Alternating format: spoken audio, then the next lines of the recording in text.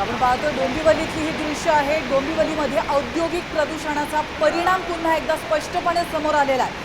तर Dombivli MIDC phase 2 मधली ही दृश्य आहे। त्या ठिकाणी आशापुरा मंदिर परिसरातील मोठ्या नाल्यात पुन्हा एकदा गुलाबी पाणी सोडल्याचा धक्कादायक प्रकार उघडकीस आलेला आहे। काही वर्षापूर्वीच याच नाल्यामध्ये अशीच घटना घडली होती। त्यामुळे परिसरातील नागरिकांमध्ये प्रचंड संताप पसरला होता आणि आज देखील या नागरिकांमध्ये मोठा संताप व्यक्त केल्याचं पाहायला मिळत आहे। डोंबिवलीतली ही दृश्य आहेत। औद्योगिक प्रदूषणाचा परिणाम पुन्हा एकदा स्पष्टपणे समोर आलेला आहे। MIDC फेज 2 मधील आशापुरा मंदिर परिसरातील मोठ्या नाल्यात पुन्हा एकदा गुलाबी पाणी सोडण्यात आलं। तर डोंबिवली MIDC एरियामध्ये असले प्रकार हे कायमच होत राहतात। नागरिक संताप व्यक्त करतात, मात्र तरी देखील प्रशासन कुठली ठोस भूमिका घ्यायला तयार नाही।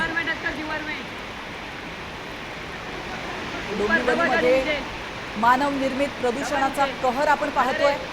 नाल्यामध्ये गुलाबी पाणी वाहत आहे। हे पाणी नेमकं कुठल्या केमिकलचं आहे हे अद्याप कळलेलं नाहीये। आता isakal.com आहे देशातील नंबर 1 ची मराठी न्यूज वेबसाईट। प्रत्येक अपडेटसाठी isakal.com ला नक्की भेट द्या।